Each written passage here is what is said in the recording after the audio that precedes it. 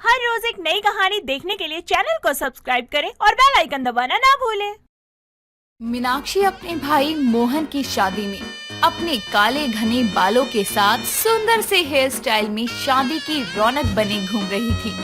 सभी उसके लंबे काले बालों को देखकर हैरान थे। शादी की सारी रस्में पूरी करके जब विदाई करके मीनाक्षी अपने भाई मोहन और नई नवेली भाभी अंजलि के साथ कार में बैठती है तो उसके लंबे काले बाल देखकर अंजलि बोलती है, अरे वाह दीदी, आपके ये काले घने बाल तो बहुत सुंदर लग रहे हैं। शादी में सब आपकी तारीफ कर रहे थे। मेरी कजन सिस्टर तो आकर मुझसे बोल रही थी कि ससुराल जाकर मैं आपसे आपके बालों का राज पूछूं। अच्छा, सच में भाभी?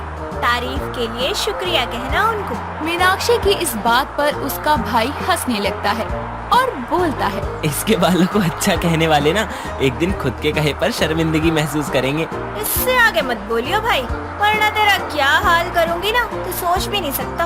अरे आप भाई बहन तो मेरे सामने ही लड़ने लगे। वैसे मैं भी अपने भाई के साथ बहुत लड़ती थी। वो तो गुस्से में मेरे बाल ही खींच देता था। अफसोस, मैं ऐसा नहीं कर सकता। आप फिर बोले।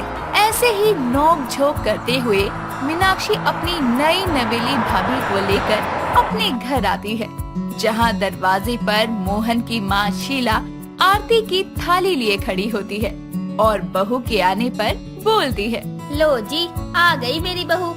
अरे मैं कलश लाना तो भूल ही गई। मीनाक्षी अंदर आ और जाकर रसोई से चावलों वाला कलश लेकर आ। मीनाक्षी अंदर आकर रसोई से चावल का कलश लाकर अपनी भाभी के कदमों में रखने को झुकती है तो उसके सर के सारे बाल अंजलि के कदमों में आ गिरते हैं और उसका चिकना टकला सर उसकी भाभी के सामने आ जाता है, जिसको देखकर अंजलि बोलती है, हाय राम, दीदी आप टकली हैं। बताओ, बाल तुम्हें आप कार में बैठे बैठे इतनी लंबी लंबी फेंक रही थी। भाभी मैंने कुछ कहा था? आप ही बोले जा रही थी। मैंने तो बस शुक्रिया ही बोला था। अरे बहू, इतनी हैरान ना हो। अब ये टकली है तो क्या कर सकते हैं, और इसके ख्वाब हैं लंबे बाल रखने के, इसलिए ये विग पहने घूमती रहती है। पर ये टकली हुई कैसे? बहुत लंबी कहानी है। वो क्या है, इसने अपने बालों को लंबा करने के लिए कई तरह के शैम्पू इस्तेमाल किए और अंत में कोई शैम्पू इस्तेमाल करने लायक इसके बाल ही नहीं बचे। अब ये छोड़, तू गृह प्रवेश कर। अंजलि का गृह प्रवेश होता है। वो अपने ससुराल में कदम रखती है। ऐसे ही कुछ दिन गुजर जाते हैं। एक शाम सभी बैठे टीवी में मोहन की शादी की फोटोज देख रहे होते हैं, जहां एक फोटो में कुछ लड़कियां मीनाक्षी को घूर कर देख रही होती है। ये तस्वीर देखकर मीनाक्षी बोलती है, ये सारी लड़कियां मेरे बालों को निहार रही थी। कितना सुंदर हेयर स्टाइल था मेरा, सबसे यूनिक। काश मैं ऐसा हेयर स्टाइल फिर से कर पाती। बेचारी लड़कियां सोच रही होंगी कि आपसे आपके बालों का राज पूछे, लेकिन सच्चाई जानने के बाद तो वो अपने बालों को आपसे छुपाती फिरेंगी। बस भाभी, इतना भी मजाक मत बनाओ। आपको पता नहीं है, पहले मेरे बाल कितने घने लंबे काले थे। लड़कियां जलती थी मेरे बाल देख के। वो बेचारी इतनी जल गयी कि अपनी आग से इसके बाल भी जला गयी।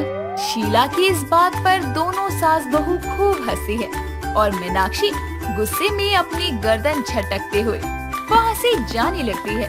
तभी उसकी विग उतर कर नीचे गिर जाती है।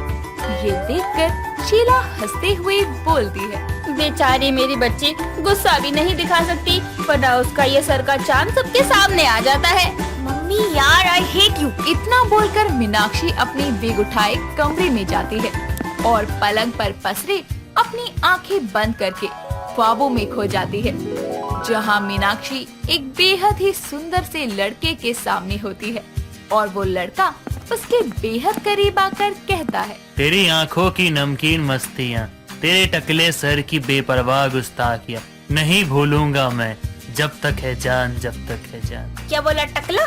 ये बोलकर मीनाक्षी का ध्यान अपने सर पर जाता है और वो खुद को टकला पाकर चिल्लाती है। उसी वक्त अंजलि मीनाक्षी के कमरे में आकर उसको ख्वाबों से उठाते हुए कहती है, टकली ननद जी, ख्वाबों से बाहर आओ, मैं बुला रही हूँ आपको। और टकली ननद। आंखें खोलकर मीनाक्षी अंजलि को घूरते हुए बोलती है, भाभी मेरा नाम मीनाक्षी है, आप शायद भूल रही हैं। और ये टकली टकली बोलकर मेरा इतना हसीन ख्वाब बर्बाद कर दिया आपने। ओहो मेरी टकली ननद का ख्वाब, जरूर आप ख्वाब देख रही होंगी कि आपके काले लंबे घने बालों पर कोई लड़का फिदा हो गया, लेकिन अचानक ही उसके हाथों में आपकी विग आ गई और उसको पता चल गया कि इन जुल्फों के अंधेरे में एक चांद छुपा बैठा है। जाइए आप यहाँ से, चैन से कोई मुझे हसीन ख्वाब तक नहीं देखने देता। बेचारी मीनाक्षी के ख्वाब में भी कोई ना कोई उसको टकली होने का एहसास दिला ही देता। ऐसे ही एक शाम मीनाक्षी कॉलेज से घर आ रही थी। इस वक्त भी उसने अपने टकलेपन को छुपाने के लिए विग पहनी थी। रास्ते में उसके ख्वाब जैसा एक हैंडसम सा लड़का आता है। मीनाक्षी उसको देखने में इतनी खो जाती है कि वो चलते चलते उससे टकरा जाती है और वो लड़का जैसे ही मीनाक्षी को गिरने से बचाने के लिए अपनी बाहों में थामता है, तभी बेचारी मीनाक्षी की विग एक बार फिर उसे धोखा देते हुए नीचे गिर जाती है और उसका चांद सा टकला सर देखकर वो लड़का उसे संभालने की जगह गिराते हुए कहता है, माफ करना दीदी, मैं चलता हूँ। मीनाक्षी की सच्चाई सामने आने पर बेचारा ख्वाबों वाला लड़का तो उसे पटक कर निकल जाता है। तो वही मीनाक्षी अब अपने टकलेपन से परेशान होकर घर आकर अपनी विग को फेंक देती है। लेकिन तभी कुछ देर में उसकी माँ शीला उसके कमरे में आकर कहती है, ए टकली, कल तुझे देखने लड़के वाले आ रहे हैं, तो अपनी विग पहन कर आई हो, कहीं तेरे ये सर के चांद को चमकता देखकर वो मना कर दे। शीला इतना बोलकर चली जाती है। लेकिन अब मीनाक्षी अपने इस टकलेपन को छुपा छुपा कर थक गई थी। अगले दिन एक अमन नाम का लड़का अपनी माँ सविता के साथ मीनाक्षी को देखने आता है। मीनाक्षी उनके सामने एक सुंदर सी साड़ी पहने लंबे बालों की विग लगाए आती है और उसको देखकर लड़के की माँ बोलती है, अरे वाह, आपकी बेटी तो बड़ी सुंदर है और इसके लंबे बाल वो तो और भी सुंदर है। पता है बहन जी, इससे पहले भी अपने बेटे के लिए एक लड़की देखी थी पर वो तो टकली निकली। पता नहीं आजकल की लड़कियों को क्या होता जा रहा है। अरे कम उम्र में ही उनके सारे बाल चले जाते हैं। सविता की इस बात पर मीनाक्षी को गुस्सा आ जाता है और वो अपने सर से विग उतार कर फेंकते हुए कहती है, बस बहुत हुआ, देखिए मैं टकली हूँ, मुझे इस बात से कोई प्रॉब्लम नहीं है। माना मैं भी ऐसा नहीं होना चाहती थी, लेकिन अब हो गई हूँ तो क्या कर सकती हूँ। मेरे भी ख्वाब थे मेरे लंबे बाल हो, मैं अलग अलग तरीके के हेयर स्टाइल बना सकूं, लेकिन क्या करें, बाल ही नहीं है तो ख्वाब ही बनकर रह गया। अब बताइए, आपको मैं पसंद हूँ या नहीं? सविता मीनाक्षी को देखते हुए मुस्कुराती है और बोलती है, अरे बेटा, हमें तो तू हंसते हंसते पसंद है। हमें तो पहले ही सब कुछ पता था तेरे बारे में और तेरे टकलेपन के बारे में भी। और ये जो बोल हमने बोले थे ना, ये तेरी भाभी के कहने पर बोले थे। ओहो, तो आपने बोला इन्हें मुझे नीचा दिखाने को? हाँ, लेकिन आपको नीचा दिखाने को नहीं बोला, आपको सच्चाई से रूबरू करवाने के लिए बोला। दीदी, जब तक आप खुद को ऐसे एक्सेप्ट नहीं करेंगी तो दूसरे कहाँ से करेंगे। माना आप टकली अपनी मर्जी से नहीं हुई, लेकिन अब हो तो छुपाना कैसा। सही कहा भाभी आपने, इसलिए अब से मैं ऐसे ही रहूंगी। विग तो बिल्कुल भी नहीं लगाऊंगी। लंबे बालों का ख्वाब अब ख्वाब समझ के भूल जाऊंगी। उसकी भी कोई जरूरत नहीं पड़ेगी। मैंने आपके लिए एक बहुत ही इफेक्टिव ऑयल बनवाया है अपनी माँ से, मैं वही लगाती थी। उससे आपके बालों की रुकी हुई ग्रोथ शुरू हो जाएगी, फिर आप वापस से बालों वाली ननद हो जाओगी। सच में भाभी आप बहुत अच्छी हैं। Thank you so much. Anjali के दिए ऑयल का इस्तेमाल करने से मीनाक्षी के सर पर धीरे धीरे बाल आने शुरू हो जाते हैं और 6 महीने बाद उसकी शादी तक उसके सर पर लड़कों जितने बाल तो आ ही जाते हैं। समय के साथ उसका लंबे बालों वाला ख्वाब भी पूरा हो जाता है। निम्मी बहुत ही सीधी और सुलझी हुई लड़की थी, जिसके माँ बाप का देहांत बचपन में ही हो गया था। तब से मानो उसका भाई ही उसकी दुनिया था।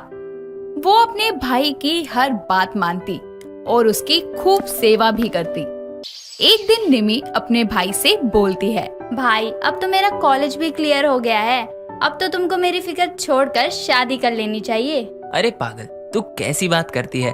अब इस उम्र में मुझसे शादी कौन करेगा? अब तो तेरी शादी की उम्र है।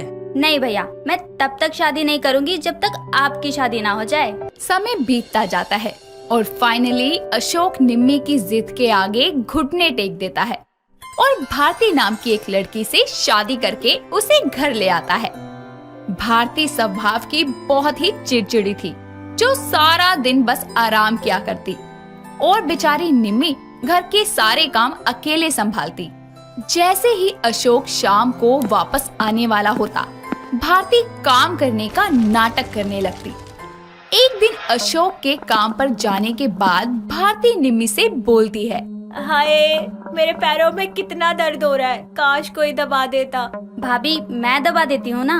भारती निम्मी से पैर दबाने लगती है और शाम को जब अशोक घर आता है तो अशोक को देखकर भारती मन में सोचती है, कहीं ऐसा तो नहीं कि ये निम्मी जाकर अपने भाई को बता दे कि मैंने आज इससे पैर दबवाए थे। अगर ऐसा हुआ तो अशोक जी तो मुझ पर राशन पानी लेके चढ़ जाएंगे।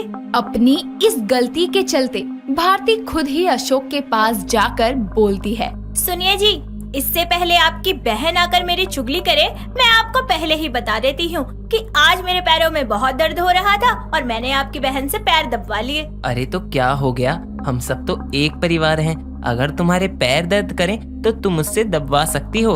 अशोक की इस बात को सुनकर भारती के पर निकल आते हैं और अब वो आए दिन निम्मी से अपनी सेवा करवाया करती। निम्मी कभी भी अपनी भाभी के खिलाफ एक शब्द तक नहीं निकालती। ऐसे ही समय बीतता जाता है। निम्मी की उम्र शादी की हो जाती है। वहीं भारती सोचती है, हाय, अगर निम्मी की शादी हो गई तो ये घर कौन संभालेगा? सारी जिम्मेदारियां मेरे ऊपर आ जाएंगी। नहीं नहीं, मैं उसकी शादी कभी नहीं होने दूंगी। अपनी काम चोरी के चलते भारती निम्मी के लिए आने वाले सभी रिश्तों में कमी निकालकर अशोक और निम्मी से इनकार करवा देती। ऐसे ही एक दिन निम्मी को देखने गौतम नाम के लड़के का रिश्ता आता है कि तभी मौका पाकर भारती उसके पास जाती है और गौतम से बोलती है, भगवान झूठ ना बुलाए गौतम जी, वैसे तो हमारी निम्मी लाखों में एक है, मगर उसकी कुछ बुरी आदतें भी है, जैसे ड्रिंक करना और सुट्टा तो मानो उसकी रग रग में बसा है।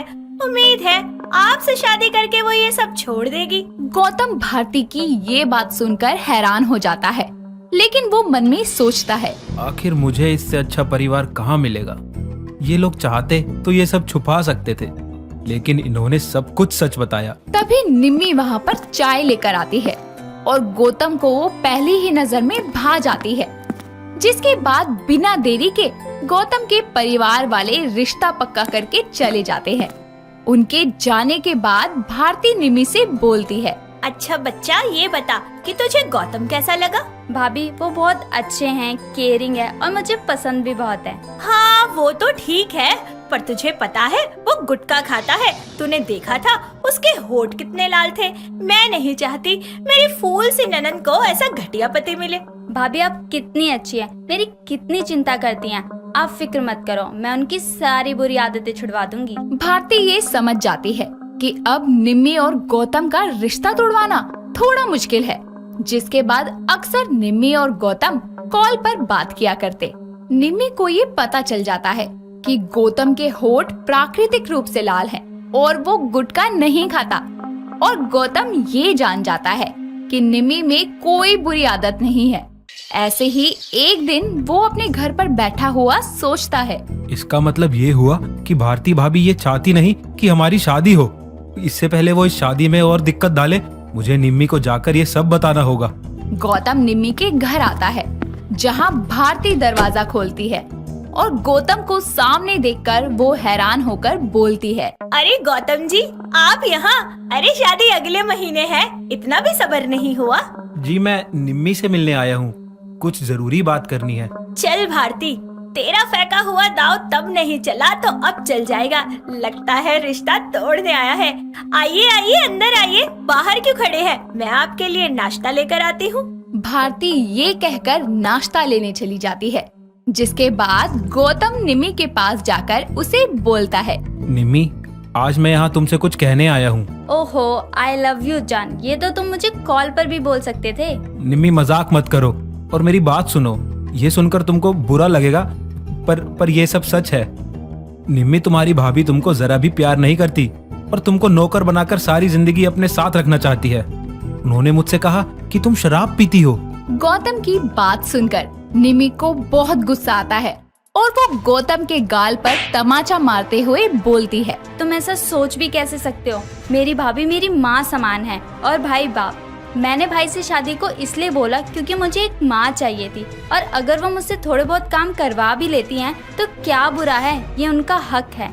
आज के बाद दोबारा मेरी भाभी के लिए कुछ कहा तो मुझसे बुरा कोई नहीं होगा। दफा हो जाओ यहाँ से, और मुझे नहीं करनी तुमसे कोई शादी वादी। ये सब बातें भारती सुन लेती है और उसकी आंखों में आंसू आ जाते हैं, जिसके बाद नाश्ते की प्लेट उसके हाथ से गिर जाती है और वो बोलती है, कितनी अभागी औरत हूँ मैं। मुझे दुनिया की सबसे अच्छी ननद मिली और मैंने उसके साथ इतना गलत किया। हाँ निम्मी, गौतम जो कह रहा है वो सच है, मुझे माफ कर दो। भाभी, अगर आप चाहती हो कि मैं शादी ना करूं, तो मैं आपसे वादा करती हूँ कि मैं शादी कभी नहीं करूँगी। इतना कहकर निमी रोते हुए बाहर चली जाती है और गौतम भी अपने घर आता है। लेकिन भारती को अपनी गलती का पछतावा होने लगता है और इसी चिंता के चलते उसकी तबीयत बहुत खराब हो जाती है। इसी के साथ वो बिस्तर पकड़ लेती है। उसे ऐसे देखकर अशोक बोलता है, क्या हो गया है तुमको? अगर कोई बात है तो मुझे बताओ।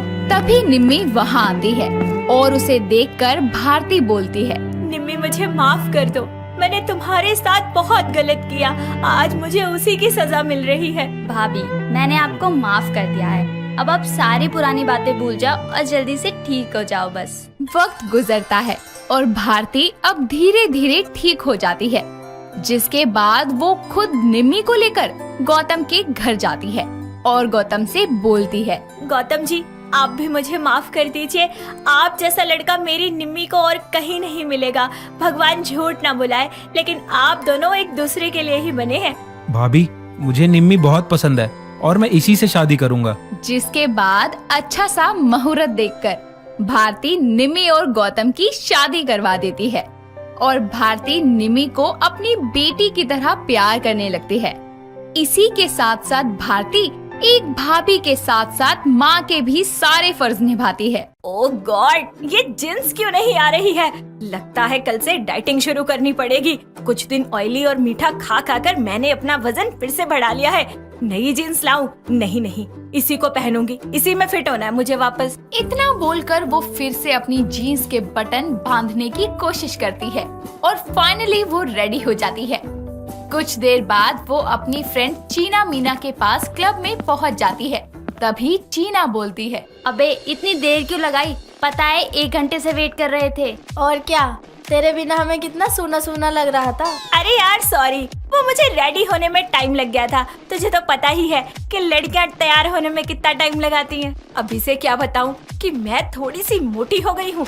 जींस बंद करने में ही मैंने आधा घंटा लगा दिया। अबे क्या सोच रही है? चल छोड़, अब पार्टी करें। हाँ चलो चलो।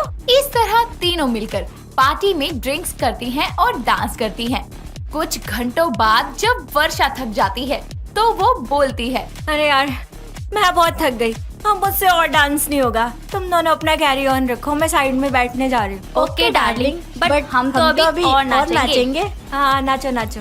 ये बोलकर वो ड्रिंक सेक्शन में जाकर बैठ जाती हैं और पीने लगती हैं, जिसके बाद धीरे धीरे उन्हें नशा होने लगता है और वर्षा खुद से बोलती है, ओह नो, मैंने ये पी ली, इसमें तो बहुत सारी कैलोरीज होती है, मैं और मोटी हो जाऊंगी।